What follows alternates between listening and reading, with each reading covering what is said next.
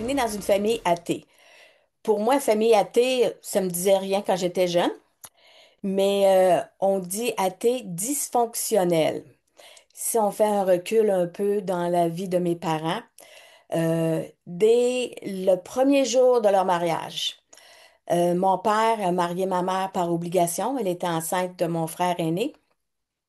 Et puis, lorsqu'il se dirigeait à l'église, mon père priait pour que l'un des deux ait un accident et ne se rende pas au mariage. Ça s'annonce bien, n'est-ce pas? Alors, ils sont partis à couteau tiré depuis le début. Et puis, les mariages par obligation, c'était courant dans ces années-là, les années 57. Et puis, mon père et ma mère étaient, ils ont eu mon frère. Par la suite, ma mère a fait une fausse couche. Et par la suite, je suis née. Lorsque je suis née, j'ai pu savoir que ma mère ne voulait rien savoir de moi. M'avait mis comme à part. Elle aurait souhaité avoir un garçon parce que pour elle, des garçons, ça avait de la valeur dans la société. Des femmes, c'était plutôt comme des esclaves. Ensuite, 11 mois plus tard, ma sœur est arrivée. Et puis ma mère s'est dit à elle-même, celle-là, je vais l'aimer. Alors, ça en dit long sur le fait que comme qu'on est un enfant, on ressent si on est aimé ou pas. Alors, tout le long de mon enfance, je jouais en prenant des noms de garçons pour tellement plaire, pour être ce que ma mère s'attendait de moi. Ça n'a pas marché, hein, parce que ça ne l'a pas aidé non plus. Par la suite, il est venu le temps pour aller à l'école. Mes parents, on vivait pauvrement. Mon père ne faisait que des petites jobines. C'était un écrivain, c'était un plutôt artiste. Et puis, lorsqu'il avait besoin d'argent, ben, il allait faire une petite jobine. Ou si on avait besoin de nourriture, mon père prenait sa carabine, allait dans le bois, allait tuer des perdrix. Alors, c'était notre repas. Euh, Là, mon père était vraiment offusqué de la religion catholique parce qu'on était environné de cela. Mon père a décidé que lorsque le temps venait pour venir à l'école, mais les enfants n'iraient pas à une école catholique pour subir un lavage de cerveau, mais plutôt aller à l'école protestante. Mon père voulut inscrire mon frère aîné à l'école protestante. Le clergé s'est opposé à cela. Parce que non, non, non, non, monsieur, madame, c'est une famille de la communauté chrétienne. Alors, mon père est obligé d'aller en cours contre le clergé pour avoir le droit d'envoyer ses enfants à l'école protestante. Rendu en cours, le clergé, pour garder bonne figure devant l'autorité, a dit à mon père, on n'a pas d'objection si monsieur va envoyer ses enfants à l'école protestante. Par contre, il va devoir abjurer la religion catholique. Et mon père de dire, donnez-moi les papiers, je signe tout de suite. Avec le recul, quand je regarde à ce que mon père nous a légué, je pense que c'est un des plus grands héritages de nous avoir laissé connaître autre chose que juste une religion. Parce qu'en allant à l'école anglophone, il faut croire que c'est une école anglophone, parce que au début des années 60, il n'y avait pas d'école protestante francophone. Alors, on va à l'école, mais à un moment donné, il s'est passé quelque chose. Quand on est jeune, on ne sait pas qu'est-ce qui se passe. Ma mère a fait une tentative de suicide. Alors, mon père s'est ramassé avec trois enfants, sachant pas quoi faire. Ben, il a été contacté par l'entreprise, par l'entremise de l'école, les écoles protestantes, a rencontré un pasteur. Et le pasteur, il nous a mis dans un foyer qui s'appelle Sion. Ça se trouve être sur la côte d'Isaac-Bédard, ceux qui connaissent un peu la région de Québec, Charlebourg. Et c'était une missionnaire, Miss Lewis, qui avait la responsabilité. Si on pense aujourd'hui, ça aurait été comme la DPJ, mais il n'y avait pas de DPJ dans le temps. Alors, on est allé là, mon frère et ma sœur, et puis c'était comme un foyer de groupe. Il y avait les filles d'un bar, les gars de l'autre bar, il y avait une routine, mais encore plus que ça, il y avait un sentiment chaleureux que les enfants, il y avait leur raison d'être. Contrairement à ce qu'on vivait à la maison, on était quasiment laissé pour soi, mais là, on avait une raison d'être. Mais quand on est jeune, on comprend pas ça. Nous autres, l'important, c'est que, hey, on avait un repas, là. On pouvait manger, puis c'était varié, c'était bon. Par la suite, avec Sion, on emmenait l'église. On connaissait pas, nous autres, l'église. On n'avait jamais été étant jeune. Mais c'était pas une église comme on voyait là où on entendait parler des grosses églises avec le clocher, puis qu'on rentre à l'intérieur. C'était un local tout simplement. Et encore là, on rencontre d'autres personnes qui s'appellent Miss Kay. C'est toutes des Miss, mais on s'entend, c'était des anglophones. Alors, j'ai été confrontée, ou pas confrontée, mais j'ai rencontré l'école du dimanche. Puis à l'école du dimanche, il y avait des histoires. Et les histoires parlaient de Dieu, parlaient de l'amour. Mais pour moi, l'amour, qu'est-ce que c'était? Et, c'était des personnages. Et puis, on avait souvent des prix à gagner. Puis moi, avec mon désir de vouloir plaire, on s'entend, ça vient du fait que, étant jeune, je voulais tellement plaire à mes parents, je voulais pas causer de problème parce que des fois, c'était comme marcher sur une mine. On dit un mot, quelque chose, whoop, une chicane qui commence, puis là, on sait que on vient de mettre de l'huile sur le feu, puis là, nos parents commencent à chicaner parce qu'il y a un qui prend la part de l'autre, puis comme ça, on marchait vraiment sur des œufs, là. Comme ça, quand on arrive à l'école du dimanche, les personnages, c'est OK. Puis là, ben, on pouvait apprendre notre verset. Qu'est-ce qu'un verset? Pour moi, ce n'était que des mots à mémoriser. Si on apportait notre livre, on faisait notre devoir. Ah oui, moi, j'aimais ça. Et la présence, il y avait des prix à gagner. Hey, Guylaine, pour avoir quelque chose, qu'est-ce qu'elle ferait pas? Je vous dévoile un peu de ma personnalité. Alors, on nous remettait des fois des prix, des montres, j'en ai gagné, mais il y avait un petit livre sans parole. Bah, il n'y a pas de parole, mais les couleurs sont belles. Alors, je faisais tout pour avoir un petit livre comme ça parce que là, ce serait quelque chose en ma possession. Et il y avait aussi des camps d'été. Il y a eu à Expo Québec, il y avait un petit kiosque pour les enfants, une roulotte. Et puis lorsqu'on participait, on nous remettait encore des choses de couleur. Mais moi, j'en voulais deux pour mettre après mes poignées de bicycle. Et puis, les couleurs me disaient rien autre que, ah, c'est des belles couleurs. On a continué, j'ai continué à aller à l'école du dimanche jusqu'à l'âge de 13 ans. Mais ce que ça faisait pour nous d'aller à l'école du dimanche, c'est quelqu'un qui venait nous chercher le dimanche matin. On allait à l'église, on revenait à la maison. Puis en tant qu'adolescent ou préadolescent, notre jugement, c'était, bon, c'est bien, hein, nos parents nous envoient là pour être seuls à la maison. Ils veulent se débarrasser de nous autres. Et puis, à un moment donné, avant que j'aie 13 ans, à 11 ans, nos parents se sont séparés. Quel soulagement! On penserait que les enfants veulent que leurs parents restent ensemble le plus longtemps, que la famille soit ensemble. Mais non, quand on s'est parlé, mon frère et ma sœur ont dit que c'est la plus belle chose qui pouvait pas nous arriver, que nos parents se séparent. Aller jusque-là, nous autres, on continuait quand même à aller à l'école du dimanche, c'était une routine, les personnes venaient nous chercher. Mais à l'église, on allait à l'église de Beauport, même au début de l'église de Beauport. Mon frère décrochait même les clous pour bâtir l'église parce que l'argent se faisait rare. Et puis, je me rappelle quand on allait là, c'était du fun. Pas de jugement. On était libres. Même le pasteur jouait avec nous autres. On connaissait pas ça, nous autres, des adultes qui prennent le temps, puis qui jouent avec nous autres, qui nous encouragent. Et puis, c'était vraiment bien. Jour et nuit avec ce qu'on avait à la maison. Parce que par moment, ma soeur et moi, on dormait dans le même lit. Et puis la nuit, nos parents pouvaient se chicaner, puis c'était pas juste des paroles, c'était physique, c'était à se tenir à avoir peur là, dans le lit. Comme ça, pour moi, c'est pas de sécurité, je me disais, même étant plus jeune, je vais avoir une famille où ce que c'est la paix règne.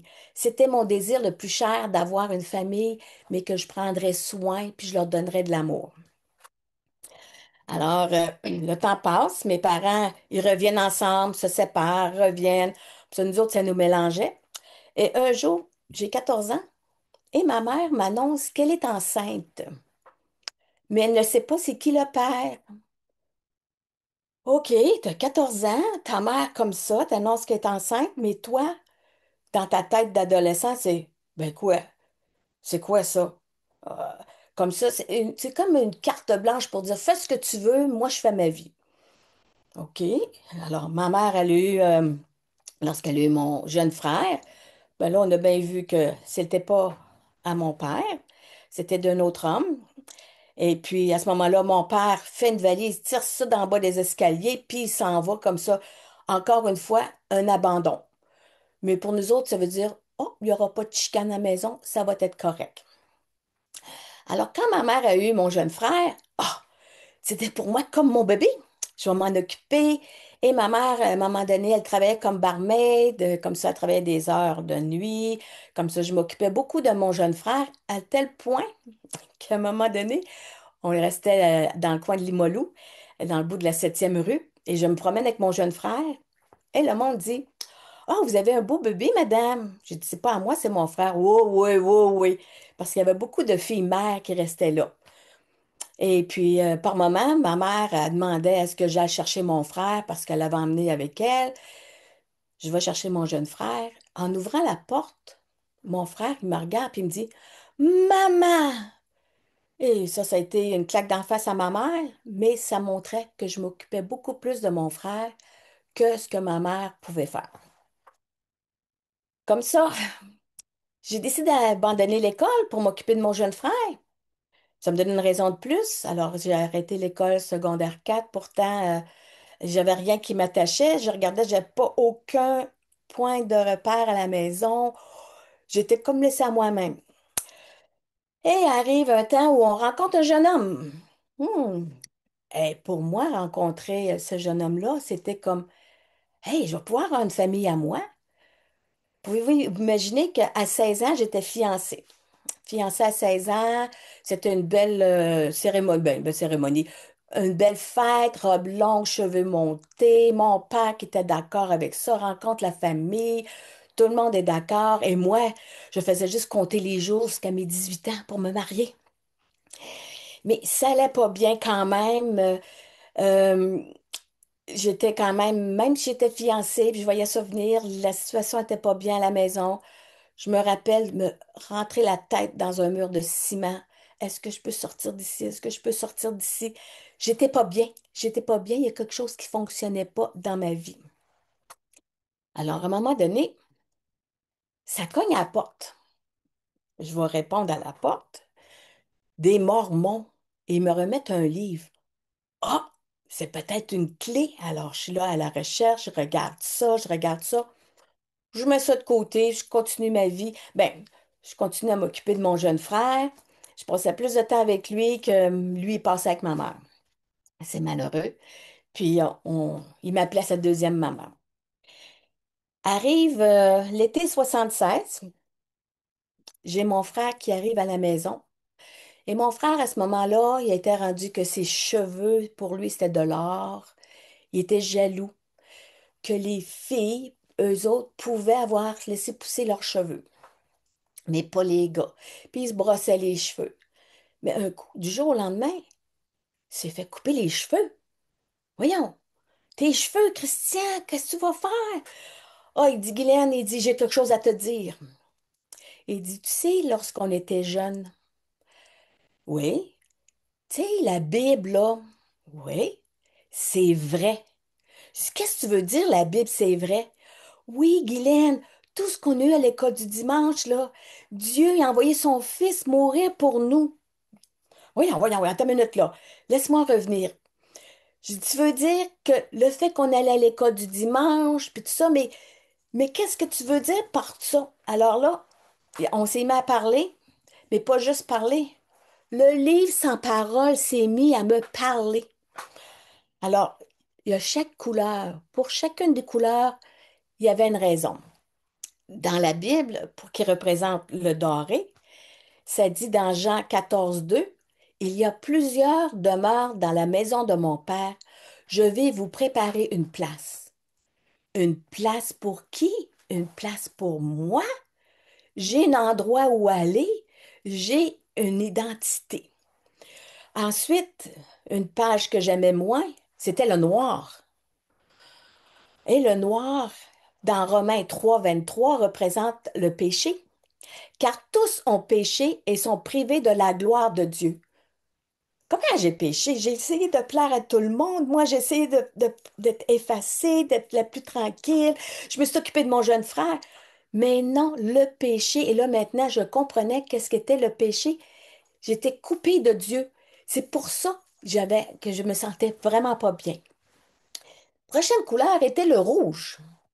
Le rouge représente le sang.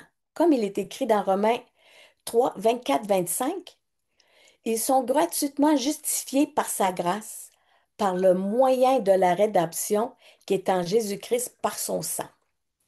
Ça veut dire que Dieu a envoyé Jésus-Christ mourir à la croix, et lorsqu'il est mort à la croix, il a répandu son sang. Là, le rouge, là, je le vois. Il a fait ça pour moi. Là, moi, je pense pas aux autres, là. D'habitude, moi, je pensais à tout le monde. Non, non, je pensais à moi. Il a fait ça pour moi. Ensuite, la couleur blanche, blanc, ça, c'est la pureté. Dans Ésaïe 1, 18, il est écrit, si vos péchés sont comme le cramoisi, ils deviendront blancs comme la neige. Ça veut dire que le sang de Jésus nous purifie de tout péché et on est pur, blanc, comme la neige. Et de là qu'on va avoir aller au ciel, parce que c'est la vie éternelle. Jean 3,16. Car Dieu a tant aimé le monde, non, car Dieu a tant aimé Guylaine qu'il a donné son Fils unique afin que Guylaine ait la vie éternelle. Une garantie. Mais il y a l'autre couleur dans le livre. Ça veut dire quoi, le vert? Ah ben là, on l'oublie celle-là, hein? Le vert, c'est la croissance. 2 Timothée 2,15. Efforce-toi de te présenter devant Dieu comme un homme éprouvé, un ouvrier qui n'a point à rougir, qui dispense droitement la parole de la vérité. On penserait que ça arrête là. Mais non, oubliez pas, là, moi, là, j'ai 16 ans, je viens d'avoir 17 ans, je suis fiancée, oh, ma liberté est proche. Hmm. Ce qui était un livre sans parole, maintenant, de connaissance de tête, est devenu au cœur. Dieu a transformé ma vie, mais je devais prendre position face à mon fiancé. C'était pas facile. J'ai témoigné à mon fiancé, puis je savais en mon cœur que je devais prendre une décision de le laisser, mais j'étais pas capable. Si je le laisse, là, je jette ma clé, je n'aurai plus de liberté, je vais être prise encore avec soit mon frère, puis je sais que c'est pas ça que Dieu veut. Alors mon fiancé me dit un soir, ben là, Guylaine, t'as pas le choix. Il dit, c'est moi ou la Bible. Première chose que j'ai eu dans la tête, merci Seigneur. Il vient me reconduire à la maison. Je suis pas capable de rentrer à la maison parce que je réalisais que j'avais acheté ma seule clé de liberté. Je fais le tour du pâté de maison et je pleure. Mais je remercie Dieu parce que merci Seigneur, tu m'as aidé à prendre une décision, tu as pris la décision pour moi. Je ne sais pas ce qui va arriver, mais merci Seigneur. Lorsque je suis arrivée à la maison, ma mère me regarde d'un œil bizarre. Elle dit, ah, t'as cassé avec ton chum? Et un petit sourire qui va sur son visage parce qu'elle sait que je vais être là pour s'occuper de mon frère. Je dis oui. Puis là, c'est comme si je réalisais tout ce que j'avais cédé, tout ce que j'avais oublié. Ben là, Dieu, qu'est-ce que tu fais? Tu me donnes la vie éternelle, mais tu m'envoies comme encore en prison. Je me sentais comme ça. Mais je peux dire qu'à un moment donné, mon père, qui acceptait le Seigneur en même temps que mon frère, en tout cas, ça fait le cheminement, ma soeur, mon frère, tout ça, et de voir mon père qui était changé, et mon père de dire, tu sais, Guylaine, peut-être que tu devrais venir rester chez nous, parce que mes parents étaient séparés, ben, à ce moment-là, divorcés. C'est un choix qu'aucun enfant devrait faire, choisir entre sa mère ou son père.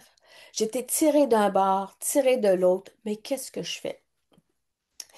J'ai été chez mon père, je suis retournée aux études, mais encore là, j'étais... mon rêve, il est où? Mais Dieu est fidèle. Croissance, croissance. Des bénédictions lorsqu'on suit le Seigneur puis qu'on dit, Dieu, tu as un plan pour moi. Je suis prête à accepter. Faut penser aussi, quand on est des jeunes, puis jeune fille, moi, pour moi, c'est important. Je voulais me marier, avoir des enfants. Mais tout le monde autour de moi, ça se mariait, avait des enfants. Mais à un moment donné, j'ai dit au Seigneur, Seigneur, tu sais ce que tu as pour moi. Mon frère a des enfants, ma soeur a un enfant. Je vais être la meilleure tante qu'il n'y a pas. Et je sais que tu veux que je vis ma vie de célibataire au maximum. On parle de ça au mois d'août. Qui aurait pu comprendre que Dieu avait déjà un plan pour moi? Je devais céder mes désirs à Dieu. Et Dieu a permis qu'il y ait un homme qui rentre dans ma vie, qui est mon mari maintenant. Et puis, j'aurais jamais pensé d'avoir un conjoint comme ça, que j'en ai oublié les enfants. Pour moi, avoir des enfants, c'était de l'amour, mais mon mari m'a montré que ce n'est pas les enfants. Et Dieu nous a bénis. On a eu 4 enfants en 4 ans. Pas de jumeaux là-dedans. Mais la vie suit son cours. Mon mari perd son travail. 2 ans sans travailler. Moi, j'étais une mère au foyer. On a passé nos économies. Dieu, où es-tu, Dieu? Dieu, pourquoi tu permets ça? On est là, on est tes enfants, on t'obéit. Mais Dieu avait en réserve quelque chose inespérable. Mon mari a un travail dans le domaine de sa passion. Il est rentré travailler pour Air Canada. Puis pour lui, même quand on regarde en arrière, quelle bénédiction que Dieu avait pour nous. On penserait que la vie continue son cours, mais oui, la vie continue son cours. On a eu une grosse épreuve, une épreuve que beaucoup de parents ne souhaitent pas vivre. On a eu le décès d'un enfant à 18 ans en traversant la rue, elle s'est fait frapper. Et on a eu des personnes qui nous ont dit oh, mais il t'en reste encore 3. Mais mon mari et moi, parce que mon mari, il faut penser, il travaillait à Montréal à ce moment-là. Dieu, comment je peux faire pour le rejoindre? Dieu a pourvu. Mon frère qui est à Montréal a rencontré. Et mon mari et moi, pour le décès de notre fille aînée, on a réalisé qu'elle appartenait à Dieu. Mais Dieu, on a dit, ça ne nous arrive pas à nous, ça nous arrive pour nous. On n'a pas à jouer la victime. Dieu a un plan. Le témoignage qui a découlé du décès de notre fille, autant par nos voisins, autant par les policiers, les rencontres qu'on a eues, et même encore en tant que famille, Virginie nous fait rire. Puis la vie continue. Dieu, là, nous avait préparés pour cette épreuve-là parce que un matin, je me suis relevée, puis je lisais ma Bible, puis je me suis dit, Seigneur, j'ai l'impression d'avoir un trop-plein. J'ai beaucoup d'amour, ça va vraiment bien, mais Seigneur, qu'est-ce que tu veux que je fasse? Et il m'avait préparé. Dans la Bible, il y a un verset qui est 1 Corinthiens 10, 13 qui m'a beaucoup, beaucoup encouragée et que j'ai réalisé que Dieu avait un plan pour moi. Dans 1 Corinthiens 10, 13 il dit, aucune tentation ne vous est survenue qui n'ait été humaine. Et Dieu, qui est fidèle, ne vous laissera pas, il va nous aider au travers de ça. Puis là, on va dire quelques années plus tard, pas beaucoup d'années plus tard, euh, notre dernière a eu un cancer. Voyons donc, qu'est-ce qui arrive à cette famille-là? Un décès d'un enfant, un autre qui a un cancer. Non, on avait la paix intérieure. Dieu avait une raison. C'est pas pour nous. C'est ce qu'on va transmettre aux autres. Tout comme Dieu, quand il est venu ici, il a envoyé son Fils et son Fils est mort sur la croix. Dieu savait qu'est-ce qui était pour arriver. Dieu a vécu aussi une peine parce que son Fils, il l'a laissé pour nous sauver. Alors, qui sommes-nous pour dire à Dieu, je veux pas ça dans ma vie, j'aimerais avoir une vie qui est remplie de fleurs, de bonheur. C'est ça que tu m'as donné.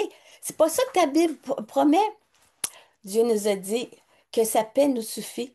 Il faut faire confiance en lui. Alors, jour après jour, moi, je sais que les épreuves qui nous arrivent, pour moi, ça me rend encore plus près de Dieu. Puis, c'est comme si Dieu me dit, tu sais, Guylaine, je t'oublie pas, là. Je veux parler avec toi. Et on se parle par la prière, par l'assurance que j'ai que Dieu ne m'abandonne pas. Et j'ai un cantique qui me vient en tête. Non, jamais tout seul, non, jamais tout seul. Jésus, il m'aime, il me garde, jamais ne me laisse seul. Alors pour moi, là, c'est la plus belle chose qui est arrivée. Oui, j'ai eu un début de vie un peu comme abandonné, mais Dieu m'a montré son amour. Et puis, le petit livre sans parole, là, il a beau être petit, pas avoir de parole, mais Dieu garde sa parole. Et je le loue pour ça. Et je sais que euh, quand j'ai accepté le Seigneur, première chose qui m'est venue en tête aussi, c'est que j'aimerais ça, enseigner l'école du dimanche. Parce que les enfants ont besoin d'entendre parler de Dieu, parce que les enfants, eux autres, sont tellement ouverts. Puis c'est ça que Dieu nous demande, d'être comme des petits enfants. Venez à moi. Alors, moi, je remercie le Seigneur d'avoir mis des personnes sur ma route, le pasteur, les personnes de l'école du dimanche et même les églises où ce que je vais, il y a des moments d'apprentissage jour après jour, dont le verre, la croissance et la vie continue.